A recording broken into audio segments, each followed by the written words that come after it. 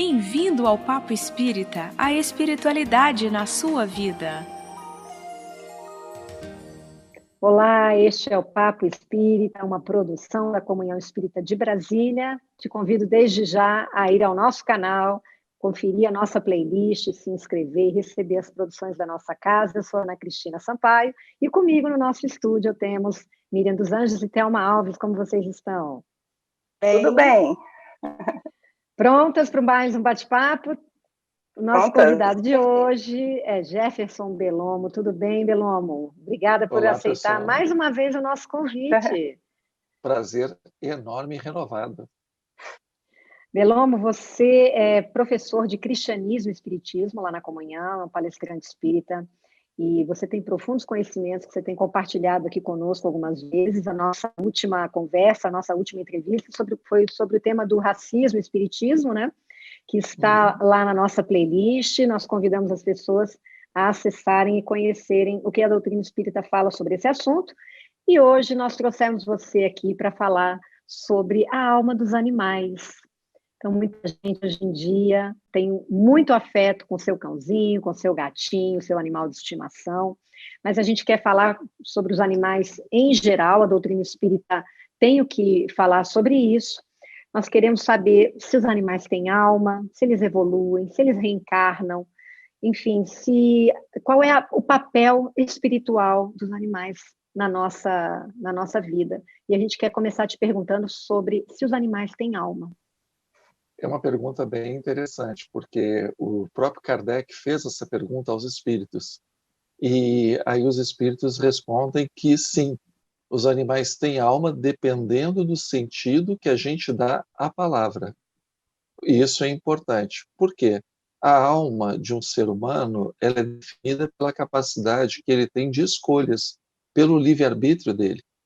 Então, a gente entra na fase da humanidade quando nós respondemos, nós temos a responsabilidade das nossas escolhas. No animal, ele não é só instinto. O animal, o instinto prevalece. No ser humano, também há o instinto, mas o raciocínio prevalece. Então, essa transição entre a preponderância do instinto e do raciocínio é que vai determinar a situação de humanidade. Então, eles têm aquele princípio inteligente que é tirado também, né, desse princípio inteligente universal, desse elemento inteligente universal. O mesmo princípio que anima seres humanos é o mesmo princípio que anima os animais. Só que nos seres humanos, esse princípio ele já foi elaborado. Nos animais, não. Então, quer dizer, na questão 607 do Livro dos Espíritos, Kardec pergunta, vem cá, esse princípio inteligente, ele, antes de ser humano, qual foi a fase anterior?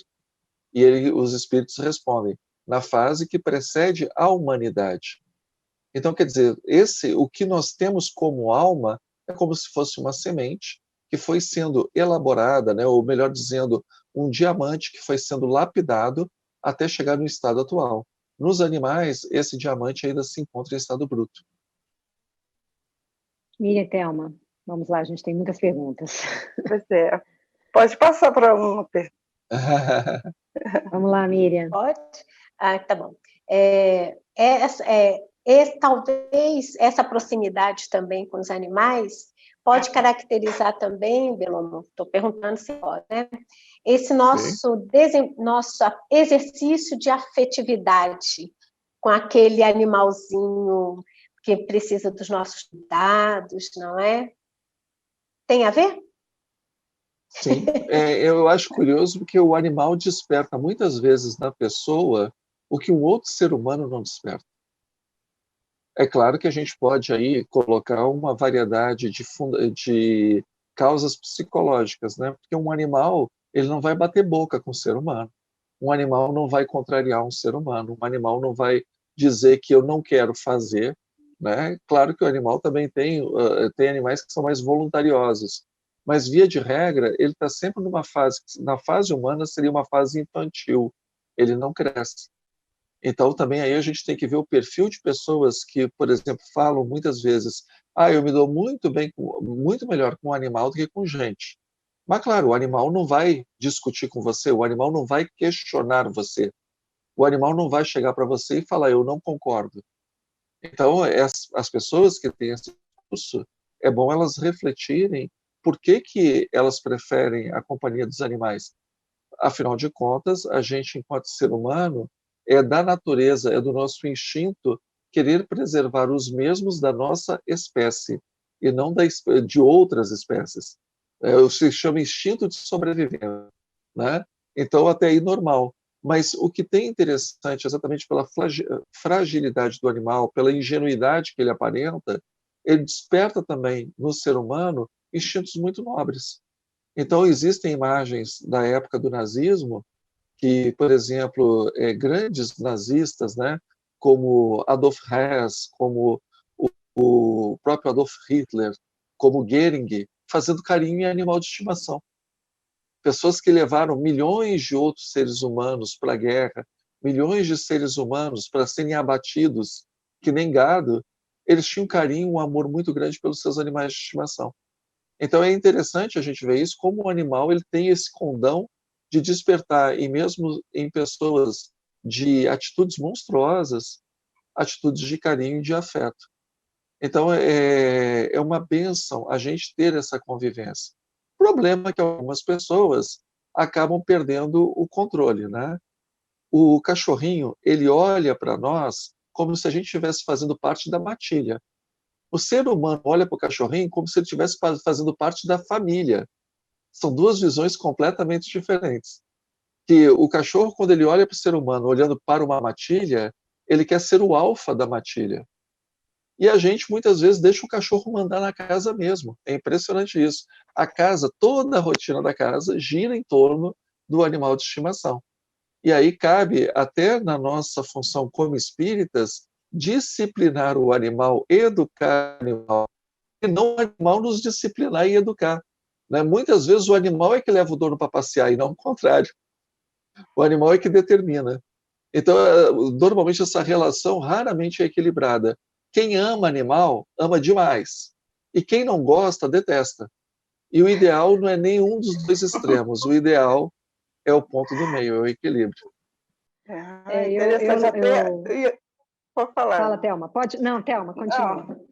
Tá, eu até lembrando assim, um pouco da minha experiência, porque eu detestava, a ponto de qualquer animalzinho chegar perto de mim, eu ficar com medo, aí vinha aquela adrenalina e até animal até que cachorrinho rosnar para mim, aí ficar aquela confusão maluca, né? E aí eu, com meu filho e a namorada, depois ficou nora, eu tive que conviver com um cachorrinho, que eles moraram um tempo aqui, e eles trouxeram, ela pegou um cachorrinho, não pergunte a raça, porque eu não consigo saber, eu não entendo nada. Você não está tão aprofundada assim, né? Não, aí eu pedi muito para Chico me ajudar, a Francisco de Assis me ajudar a ter essa convivência amigável com o cachorrinho, enfim. Ele ficou aqui, o nome dele, inclusive, é Odin, que ela botou em homenagem ao pai do Thor, né? Então, o cachorro é pequenininho. Enfim, só que o cachorro, uma coisa interessante, que ele não late, que aí já ganha minha simpatia. Ele não late. Até para pedir para descer, ele fica gemendo, mas não late. E não faz nada em casa, assim, nem cocô, nem xixi em casa, ele fica passando um dia mal, mas espera para descer. Então, ele é bem educadinho. Ele ficou um tempo aqui, e na época, meu neto, minha filha, veio passar uns dias de férias aqui na minha casa, e meu neto de 1 ano, estava no quarto, né, dormindo numa cama alta, inclusive, e aí eu estava na cozinha com minha filha, e o cachorrinho ele ia para a cozinha e ia para o quarto. Ia para a cozinha, ia para o quarto, olhava para a gente, olhava aflita, eu falei, deve estar acontecendo alguma coisa. Aí tá bom.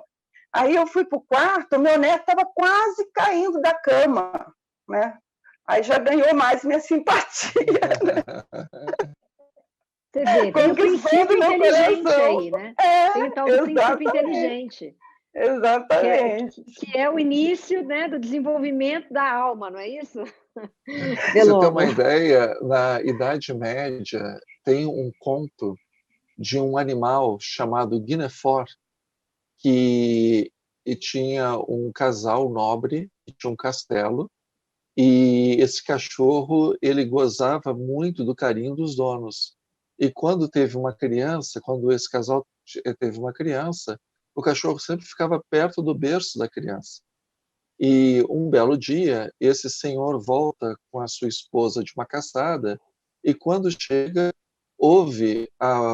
ele vê o berço virado e o cachorro com a boca ensanguentada. Então ele pega e mata o cachorro na hora. Aí quando ele desvira o berço, ele vê a criança alegre, viva da Silva, sorrindo, e uma cobra estraçalhada pelo cachorro. A partir daquele momento, né, ele fica tomado de remorso e ele faz um enterro assim de herói para o cachorro. E a população do vilarejo começa a frequentar o túmulo do cachorro para pedir para o cachorro proteger os seus filhos, que eram bebês. E aí transformam o cachorro em São Guinefort. A partir deste momento, posteriormente, a igreja teve que intervir para destruir o túmulo do cachorro, exumar o cadáver do cachorro, jogar longe, porque estava virando um lugar de peregrinação. Então, o nosso carinho, né, o nosso envolvimento, ele extrapola as linhas da racionalidade. Infelizmente, eu fiquei sabendo da notícia de um médium que se diz espírita na região sul do país, que ele recebe o espírito de não é de qualquer pessoa, não, é o espírito de um deus grego, chamado Hermes Trismegisto. E o tal do Hermes Trismegisto tem um espírito de um cachorro que é o seu cão-guia, né? O seu cão de estimação. E esse espírito, por esse médium, aconselha as pessoas que têm animal de estimação em dificuldade a orarem para o cachorro dele. Então, a coisa vai tomando uma dimensão que não parou na Idade Média, ela chega até os dias de hoje. Como eu falo, né, quem gosta de cachorro, às vezes gosta tanto que perde a noção de que é um animal. Merece todo carinho, todo respeito, mas é um animal. Eu, quando passeio com o cachorro das minhas irmãs, eu não tenho animal doméstico, mas sempre que eu visito minhas irmãs, a minha mãe, eu adoro os cachorrinhos delas. Aí eu passeio e o pessoal diz assim, nossa, que bonitinho, morde. Eu só respondo, é um cachorro. Mas como é que eu vou garantir que um cachorro não morda? Ele só pode sentir um cheiro estranho, uma vibração estranha, que ele muda na mesma hora o temperamento dele. Né? Então, a gente tem que botar sempre em equilíbrio que o ser humano, quando recebe um animal de estimação para os seus cuidados, é para que ele, ser humano, se imponha e eduque o animal. E não o animal educar o ser humano, que muitas vezes a gente vê. Então, tanto essas histórias do Guinefort quanto o cachorro desse pretenso Hermes Trismegisto acabam tomando conta da situação. E a gente tem que ter o equilíbrio, né? Então, a história que a Thelma me contou me lembrou muito do cão Guinefort. Nada de acender vela para o cachorrinho depois, nada de acender vela no dedinho, viu? Ele na dele, eu na minha. Mas só a ganhou gente minha simpatia. Belombo, dizem que os cães reencarnam logo após o desencarne e podem retornar para a mesma família. Isso é verdade? Esse assunto é bem interessante porque na obra de Kardec diz que quando os animais desencarnam, eles reencarnam logo em seguida. Eles não ficam na pátria espiritual como o próprio vocabulário kardeciano, né, na erraticidade, por um período muito longo. E faz sentido, porque eles não vão desenvolver o raciocínio, os sentimentos como o ser humano desenvolve na erraticidade. Como a matéria prepondera bastante no estímulo dos animais, é muito natural que eles reencarnem com rapidez, porque é a matéria que dá estímulo aos animais. A fome, sede, queimadura, mordida, doença, é isso que faz com que o animal ele progrida. Já nós, seres humanos, nós temos dramas que vão além de passar fome e passar sede. Nós temos dramas morais que nos fazem evoluir. Então, por isso que nós ficamos mais tempo na erraticidade. Mas, posteriormente às obras de Allan Kardec, outros tantos médiuns escreveram a respeito da vida no mundo espiritual, e aí, notadamente, o grande clássico são as obras do Chico Xavier na coleção chamada A Vida no Mundo Espiritual, ou a coleção Nosso Lar, ou coleção André Luiz, que ele coloca bastante a influência dos animais no mundo espiritual antes deles retornarem.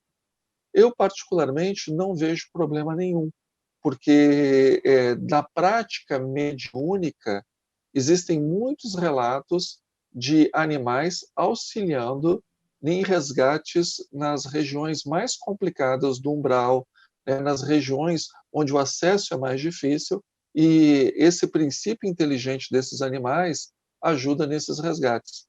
Agora, seguindo aquele lado bem equilibrado kardeciano, eu diria que é a conferir. Precisamos de mais estudos a respeito, precisamos de mais médiums por diferentes espíritos, por diferentes médiums, em diferentes centros, corroborarem melhor essa situação. Mas tudo indica que certos animais reencarnam com uma rapidez enorme, outros, como são mais inteligentes, outros, como já têm uma sensibilidade maior, eles podem ficar mais tempo na espiritualidade auxiliando os homens. Tem gente que radicaliza e fala assim, Kardec nunca falou disso, logo não existe. Mas a gente tem que entender que o próprio Kardec, ele assumia a característica progressiva da doutrina espírita, que ele não tinha esgotado todos os assuntos, que muitos assuntos precisavam de uma sedimentação para depois serem discutidos, então ele não entra nesse mérito, e também que ele não teve tempo hábil para abordar todos os assuntos do Espiritismo, que vários assuntos seriam abordados após o seu desencarne. Nos textos dele, ele deixa essa consciência. A única coisa que ele nos orienta é que, quando vem uma revelação espiritual, que ela seja racional e que ela seja corroborada por diversos espíritos, por diversos médiuns que não se conhecem, dando o teor da mensagem muito semelhante, se não em relação à forma, em relação ao fundo. Então, a minha opinião particular é que animais domésticos que já têm um convívio mais próximo com o ser humano e, por isso, já têm até uma inteligência mais desenvolvida, a reencarnação desses animais não é imediata. Mas animais selvagens ou animais como, por exemplo, o crocodilo, o cérebro de um crocodilo é mais ou menos do tamanho de uma azeitona. Então, ele vai ficar. O que um crocodilo ia ficar fazendo na espiritualidade? O que vai desenvolver o cérebro dele é exatamente o choque com a matéria, os diversos encarnes e desencarnes. É diferente de um outro tipo de animal, como o cão doméstico, que já é capaz de tomar decisões, escolhas. Tem animais, por exemplo, de laboratório, como orangotangos, chimpanzés, bonobos, que eles são capazes de se comunicar através de gestos e manter diálogo. Diálogos, claro, bem limitados, mas diálogos. Então, será que esse animal mal desencarnaria, já reencarnaria de novo? Eu acho que existe todo um campo de pesquisa para a parte científica do espiritismo aí. É verdade. Miriam, vamos lá. É interessante. Não é dúvida, é que o Bellomo estava falando que, bem no começo, e aí eu fui juntando a conversa da Thelma, também eu já tive um cachorrinho, um poodlezinho preto, que se chamava Pretinho. Mas pensa num pretinho levado, era esse danado. Bom, mas o que eu queria falar era que o ser racional é o ser humano, né? Não é seu animalzinho de estimação. E a gente tem sempre que lembrar que, quando eu assumo a responsabilidade de um animal de estimação, eu sou responsável por ele, né? Porque há um responsável em termos de educação, animal é animal, ser humano é ser humano, né? Às vezes há uns convívios, né, em que o animal manda mesmo na casa, dorme na cama do dono, né? Uhum. E o que me entristece, o que eu gostaria de trazer, é quando nós esquecemos que a responsabilidade é nossa, e como ele não nos responde, a questão dos maus tratos, né? Não só o maltrato doméstico, em bater naquele animal, em privá-lo de comida, do descanso, mas principalmente do abandono mesmo nas ruas.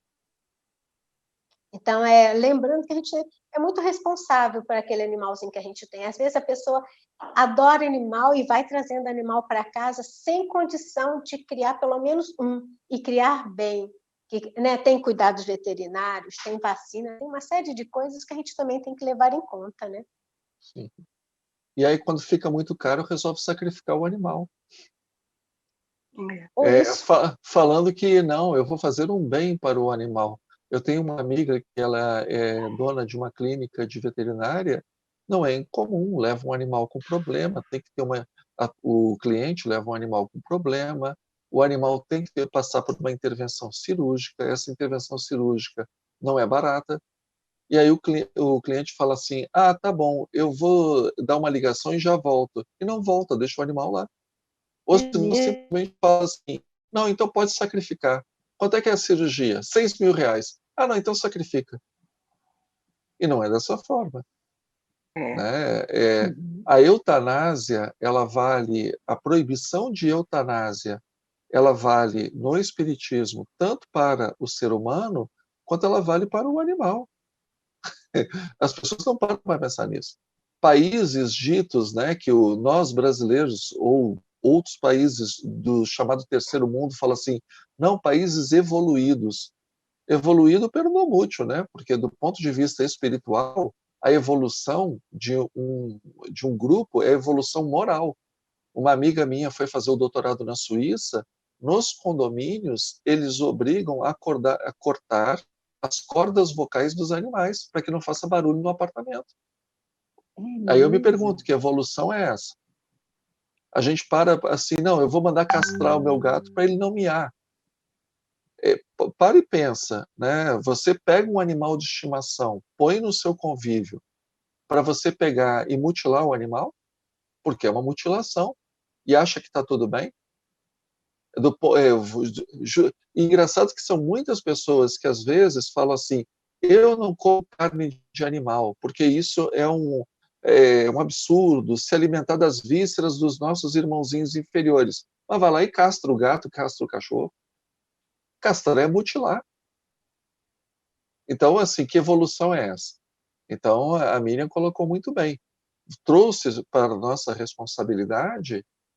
Eu, particularmente, não acho interessante quando eu vejo uma pessoa, um adulto falando com um cachorro ou um gato, como se fosse falando com um bebê, e ainda fala, mamãe te ama, papai...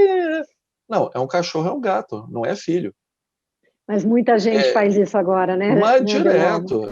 Agora tem as vovós dos cachorrinhos, dos gatinhos. E aí a pessoa não entende que quando ela faz isso, ela está projetando alguma coisa num animal irracional. Não é bom. Animal é animal, gente é gente. Porque o animal não te vê como mamãe, papai. Ele te vê como um outro cachorro, um outro gato, e ele é o chefe da matilha. Uma vez eu li num livro sobre adestramento de animais, que fala o seguinte, cachorro mal educado é dono mal educado. E repara isso em criança também. Crianças mal educadas são pais mal educados, são pais que não souberam educar. Então, isso no animal, quantas vezes, né, exatamente nesses passeios que às vezes eu dou com um cachorrinho, vem um outro sem coleira e vem correndo para cima da gente. Ninguém é obrigado a gostar de um cachorro sem coleira vindo para cima. Ele não morde. Conversa, é cachorro. Como é que você vai garantir que um animal irracional não morda? Não tem como garantir isso. Então, quando a gente abre mão disso, nós estamos abrindo mão da nossa racionalidade, do nosso posicionamento humano.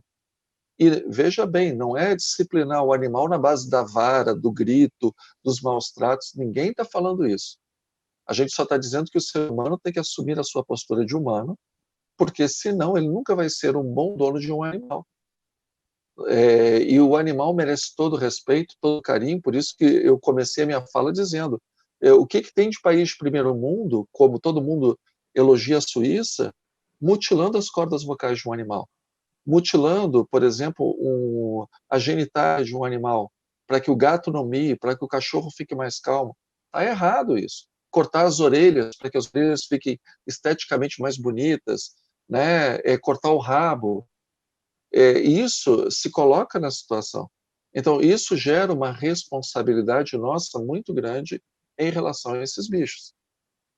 Aí, nós, enquanto seres humanos, temos que agir como humanos.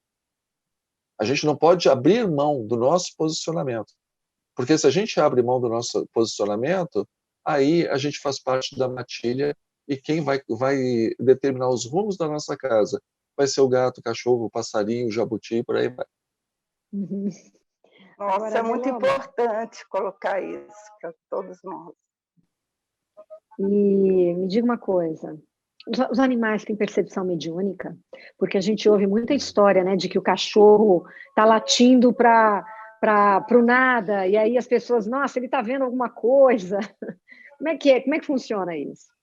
O espírito de Erasto, que quando encarnado foi um dos discípulos do apóstolo Paulo, ele tem uma comunicação bem interessante no livro dos médiuns, dizendo que eu vou traduzir nas palavras mais atualizadas, mas para aqueles que tiverem curiosidade, está entre os itens 234 a 236 do livro dos médiuns, que ele fala que para ser médium, você precisa ser um tradutor entre um espírito desencarnado e um espírito encarnado. Então, o animal ele não tem como traduzir para a linguagem humana o que um espírito está falando.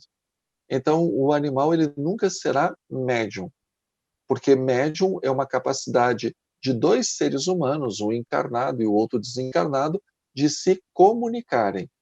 Mas não significa que o animal ele não tem uma percepção extrasensorial. Então, muitas vezes, sim, o animal percebe o mundo espiritual que o rodeia e interage com esse mundo muito mais do que nós imaginamos. Mas ele não é médium, porque para ser médium, a gente tem que imaginar o médium como um tradutor. Então, por exemplo, eu converso, né, com a Ana Cristina e eu uso a Thelma ou a Miriam como tradutoras. Eu não vou usar um gato ou um cachorro para traduzir para a Ana o que eu penso. Eu vou usar um ser humano. E aí o ser humano vai traduzir para uma linguagem humana. Então, médium é sempre um ser humano. O que não quer dizer que o animal não detém uma paranormalidade. Ou, na linguagem espírita, um animismo. Ele é capaz de perceber pela sua própria constituição orgânica o mundo espiritual. Então, ele é capaz de ouvir e de ver coisas, até o faro, né, de coisas que nós, humanos, não percebemos. Então, nesse sentido, sim, os animais interagem com o mundo espiritual. Agora, no sentido de conseguir decodificar essas informações, eles não são médium, porque eles não conseguem fazer essa decodificação.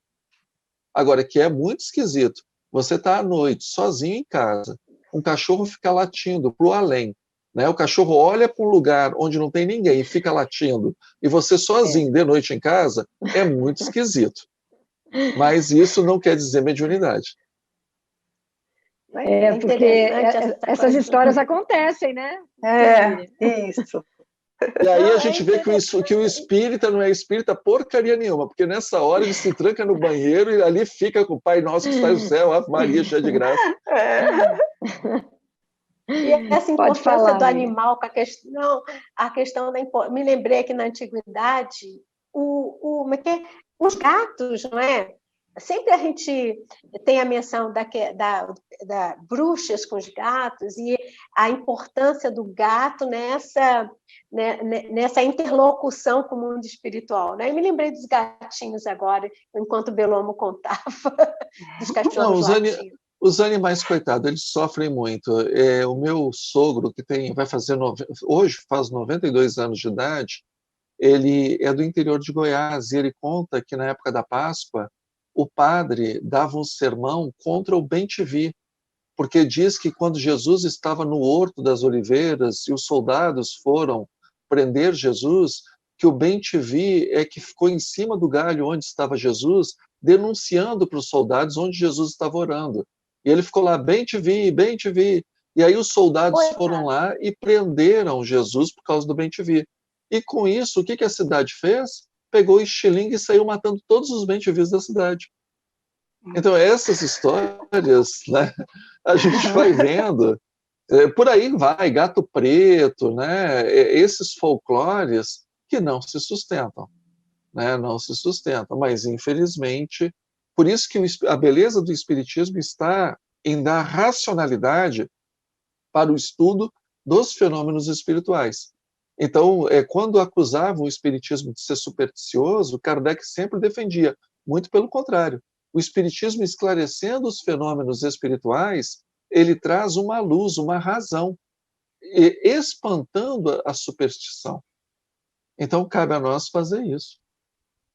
Agora, Bellomo, como é que funciona essa evolução dos animais? Nós todos já fomos animais, os animais serão humanos um dia. Explica qual é a visão da doutrina espírita sobre isso. Kardec ele teve muito cuidado com isso quando ele tratou do assunto. Primeiro que o fato de se relacionar com espíritos já era visto por muitas pessoas da época dele, e diga-se de passagem, por muitas pessoas da nossa época, como alguém que já tem um parafuso solto, né? Você dizer que acredita em se comunicar com gente morta, que é assim que o leigo, né, se refere, você já tem um parafuso a menos. Então, quando Kardec foi abordar determinados assuntos, ele era um cara muito comedido, ele não dava um passo maior do que a perna, ele sempre foi muito comedido nas colocações dele. Então, quando a gente lê o Livro dos Espíritos, a gente vê que ele coloca animal é animal, ser humano é ser humano, mas ele diz que o princípio inteligente é tirado de um todo inteligente que é comum a seres humanos e pessoas. Isso na primeira edição do Livro dos Espíritos. Quando houve a segunda edição do Livro dos Espíritos, a grande discussão que havia na sociedade naquele momento era a teoria da evolução das espécies de Darwin. E aí Kardec, colocando a teoria de Darwin realmente como ela é uma teoria. Podem reparar, as pessoas falam assim, teoria da evolução das espécies. Porque não existe ainda uma comprovação cabal, mas tudo aponta que Darwin estava correto. Mas não tem uma comprovação cabal que a evolução das espécies se dá da forma como Darwin definiu. Kardec, observando, na época dele era uma nova teoria, ele também continuou circunspecto, mas abrindo o seguinte aspecto: os corpos humanos podem derivar de corpos animais. Nisso não há problema nenhum. Mas a alma humana, ela apresenta um distanciamento tão grande da alma animal que alguma coisa aí a gente não pode dizer que é igualzinho. Né? No próprio Livro dos Espíritos já fala que a alma humana passou por uma elaboração que o animal ainda está em estado latente. Então, algo que está em estado latente é porque um dia ainda vai se desenvolver. Tem o potencial. Senão, os espíritos não usariam a palavra latente, eles simplesmente falariam, olha, o animal vai ser animal por toda a eternidade.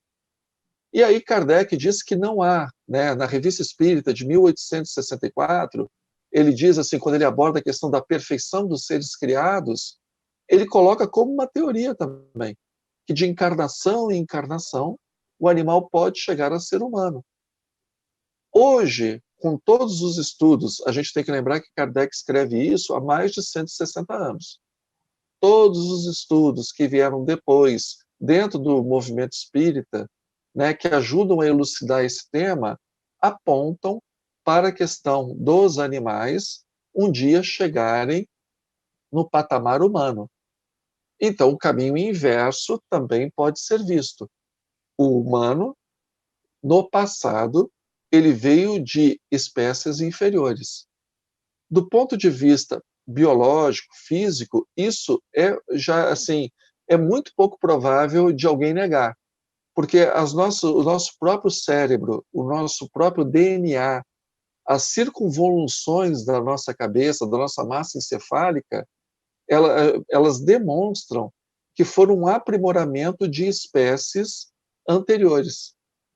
Então, não há problema em relação a isso. Mas André Luiz, no livro Evolução em Dois Mundos, ele deixa muito claro que nós somos, hoje, né, seres simples e ignorantes que passaram pelas diversas espécies, pelos diversos reinos, até chegar no momento que nós nos encontramos hoje. Então, não há dúvida em relação a isso. O Emmanuel, se eu não me engano, no livro Emmanuel, ele coloca bastante essa questão, né, as pessoas atribuem a Leon Denis, mas essa frase ela está melhor especificada em Emmanuel, que no animal, aliás, no mineral, o espírito dorme, no animal, no vegetal, né, ele tem sensações, no animal ele sonha e no ser humano ele atinge a plenitude. Mais ou menos nessas palavras, eu não estou sendo literal. O que dá uma cadeia de solidariedade. E aí nós voltamos para o Livro dos Espíritos. A lei do progresso, ela é válida para todos, inclusive para os nossos irmãos inferiores. Meninas, vamos lá. Algumas perguntas? Thelma? Incrível. Miriam? Não, esse contexto, ele é bastante provocador, né? Porque ele mexe, a gente tem que buscar mesmo referências para que a gente possa responder, e Bellomo fez isso brilhantemente. Porque às vezes a gente se confunde, né? A gente confunde a questão da reencarnação, achando que ser humano pode regredir para o animal, e o animal instantaneamente, depois, né, reencarna como ser humano, quando, na verdade, o processo é um processo, né, em que o que acontece entre uma faixa e outra, a ciência ainda não nos trouxe evidências, mas o Espiritismo tem nos trazido clareza, né, para que a gente possa pensar um pouco mais dentro dos assuntos que existem. É importante esse assunto, Ana, nesse sentido, para que a gente tenha bastante bom senso, né, quando formos olhar essa questão do plano evolutivo, das várias etapas que passam, várias etapas que o princípio inteligente percorre na sua trajetória evolutiva. Miriam, né? eu vou até aproveitar a tua deixa, porque muitas pessoas acusam o espiritismo por pura ignorância e má fé, que o espiritismo diz que a pessoa pode reencarnar, então se a pessoa comeu demais pode reencarnar como um porco, se a pessoa era irresponsável pode reencarnar como macaco, ou se era uma pessoa muito agressiva pode reencarnar como um lobo. O espiritismo, desde a sua primeira publicação, que é o Livro dos Espíritos, ele sempre combateu a teoria da metempsicose, que é exatamente dessa retrogradação. Atribuem ela a Pitágoras, e Pitágoras teria tirado da Índia. Mas isso são folclores. Pelo contrário, os espíritos dizem que aquilo que nós avançamos é uma conquista que a gente não perde. Então, uma vez que nós saímos da animalidade, chegamos à racionalidade, nós não perdemos a nossa racionalidade. Agora, é interessante quando a gente vê na mitologia grega, né, os deuses do Olimpo, quando queriam punir uma pessoa, e às vezes pelos motivos mais fúteis, elas transformavam a pessoa num animal. Então, por exemplo, as rãs, elas eram um povo que se negou a que uma ninfa com seus filhos, né, que era Apolo e Diana, tomassem água num lago. E aí a punição dos deuses foi transformar todos os habitantes daquela cidade em rãs. Teve um outro que era um caçador e viu a deusa Diana tomando banho nua. E como punição, ela transformou ele num servo, sendo perseguido pelos seus próprios cachorros dele enquanto caçador. Então, isso é o Zeus, né, que escondia as suas amantes humanas, transformando em animais para a deusa Hera, que era sua esposa, não pegar e matar as meninas. Isso, assim, são contos fantásticos para que tinham um fundo moral, como as fábulas, por exemplo, do La Fontaine, né, da cigarra e da formiga, ou de Esopo, né, o escravo grego, mas as pessoas acham que os espíritas acreditam que um ser humano possa reencarnar como animal, pelo amor de Deus. Né? Perguntaram sobre a mediunidade dos animais, eu achei muito interessante, uma vez um programa chamado Terceira Visão, que até que apresentava era o Gasparetto, na Rede Bandeirante, que tinha um médium que recebia um golfinho. Nós, enquanto espíritas, quando estudamos espiritismos, a gente vai vendo que tudo isso é desequilíbrio, fascinação, né? Tudo isso é loucura, não tem nada a ver com doutrina espírita. Então foi até bom ter tocado nesse ponto para a gente esclarecer. Para o espiritismo, né, médium não recebe animal, e médium, espíritas ou não espíritas não reencarnam retrocedendo aos animais. Embora muitas vezes no mundo espiritual, aqueles espíritos muito perturbados, eles se veem às vezes como animais, né? Mas não se Uhum. deixam voltar a serem animais. Eles são seres humanos que o perispírito deles fica num estado de deformação muito grande. Mas continuam sendo seres humanos, não mudaram. Só que naquele momento eles estão enlouquecidos. E aí são aqueles casos que a gente vê no grupo mediúnico de licantropia. Mas a gente vê isso no sanatório também. Pessoas agindo que nem feras, né? A gente, por exemplo, pegando na Bíblia a história de Nabucodonosor, lá no livro de Daniel, ele começa a comer grama como se fosse um boi. E age conforme se fosse uma fera. Por exemplo, aqueles meninos que eram endemoniados lá em Gerasa, Jesus, quando expulsa e os espíritos impuros entram nos porcos, eles viviam nos cemitérios como se fossem chacais, mas nunca deixaram de ser seres humanos. Então é bom a gente frisar isso, porque tem médium que, quando vê um caso desse, acha que quem está se comunicando é um lobo. De forma nenhuma. É um espírito em avançado estado de loucura. Isso, é esse cuidado que nós temos que ter quando um médium vê um espírito dessa forma. Então, entender que a pessoa plasma, né, através do perispírito, uma figura, igual pessoas que plasmam, né, como se fosse um fantasma, coisas assim, e confundem, a pessoa vai e entende que é animal, que é isso, e na verdade não é. Igual, não tem pessoas que colocam a fazer tatuagem e corta a língua e vai parecer mais ou menos com bichos, né? Faz, né? Como se fosse orelha, modifica tudo, é a mesma coisa, só que aqui você está fazendo através de plástica, de cirurgias, de tatuagem, e só que no plano espiritual, exatamente, só que no plano espiritual a pessoa vai plasmando mesmo a forma, e com o tempo ele vai, né, na medida que ele vai entendendo que as coisas não são assim, existe todo um processo de tratamento, a pessoa vai saindo desse processo, né, Beloma? Perfeito. Miriam, mais alguma coisa para colocar?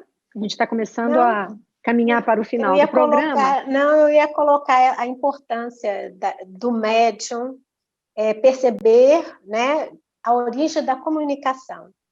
O médium, ele também tem que ter estudo. O médium sem estudo, ele não consegue fazer esse discernimento e cai, né, na história de que recebe um animal, né? É importante, acima de tudo, estudar. Belomo, a gente sabe que estamos aqui, os seres humanos, colocados neste planeta Terra, junto com os animais. Então, existe algum motivo para isso, né? Para essa convivência acontecer. E nós também somos aquela espécie que influencia diretamente na existência ou não deles, né? Já que, por conta da nossa ação, muitas espécies já foram extintas, que se não fosse pelo nosso desregramento, nosso desequilíbrio, isso poderia não ter acontecido. Então, eu queria que você explicasse qual é a finalidade desse mundo animal na convivência com o mundo espiritual, como um todo, E um pouquinho mais a respeito do papel do animal de estimação. Você já falou no início que o animal de estimação ele vem para despertar, às vezes, alguns sentimentos positivos na pessoa, né? Que a gente que causa um certo desequilíbrio muitas vezes. Mas essas duas questões, o ser humano nesse planeta e a sua convivência com os animais, o que nós devemos observar em termos espirituais, né, na nossa presença aqui, e o que o animalzinho de estimação pode contribuir com você? Para que ele existe? Vamos começar pelo animal de estimação, né?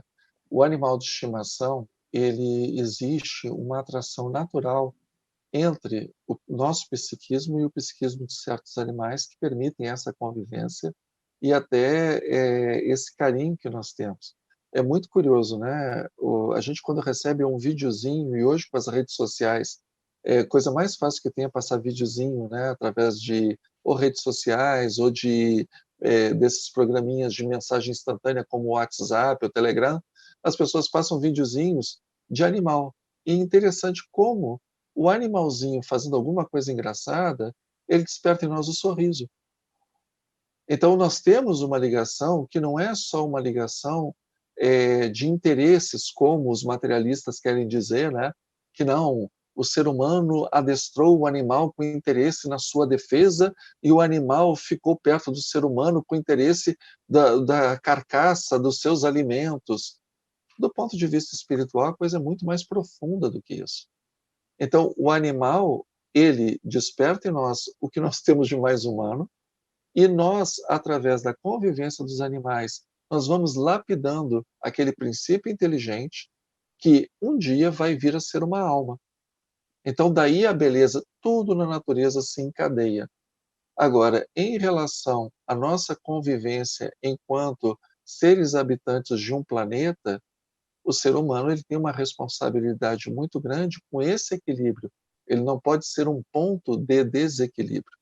Quando a gente pega, por exemplo, para ler aquele livro Sapiens, né, do Harari, ele coloca assim, a gente quase que tem que ter culpa por ser humano, porque o ser humano, onde ele entrou, ele devastou tudo.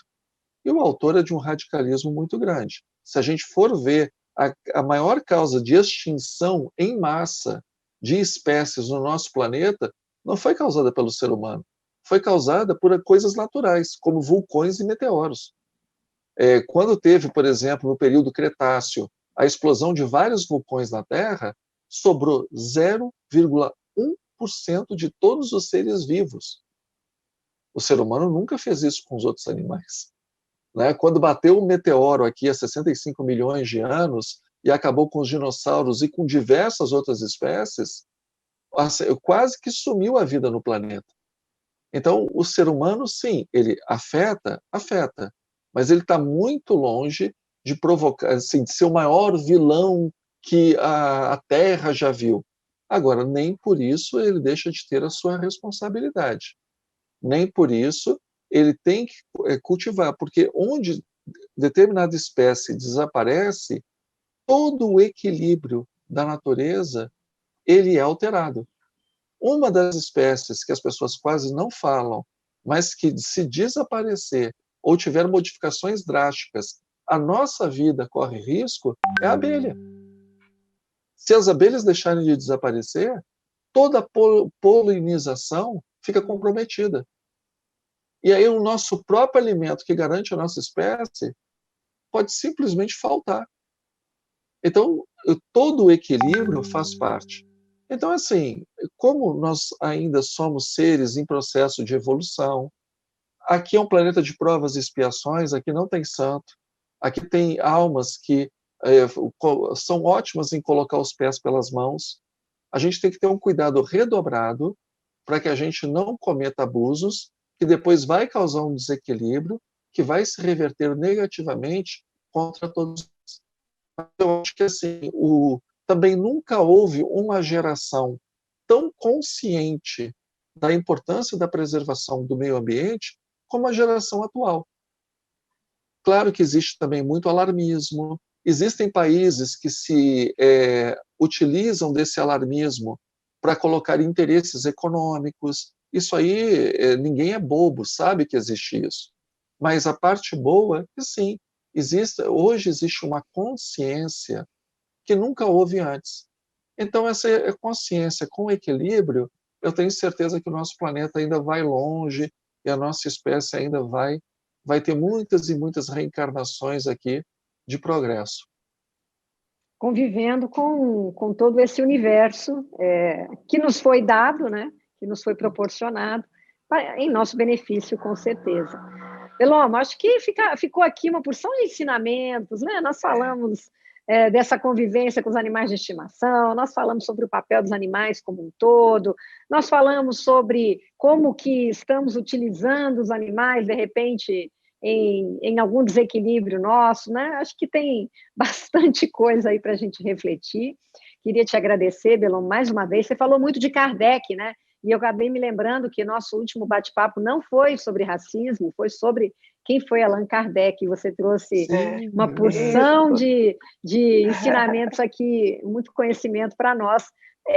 Quando a gente traz Beloma, sempre tem novidade, né, meninas? A gente sempre fica aqui fazendo perguntas e aprendendo, né? E a vocês que nos assistiram, fica o nosso convite, mais uma vez, para ir até o nosso canal da Comunhão Espírita no YouTube, se inscrever no canal, ativar o alerta, e também, por favor, comentem nas nossas publicações, e deem seu like, compartilhem, caso vocês acham que alguém possa gostar do nosso tema, porque quanto mais likes e comentários, mais o YouTube promove esse nosso programa para outros públicos que não estão lá inscritos no nosso canal. Então, mais gente vai poder ter acesso ao que a gente conversa por aqui. Então, Miriam e Thelma, obrigada também. Então, Nós esperamos vocês na próxima quinta-feira, às 19 horas. Obrigada e até a próxima. Tchau, tchau.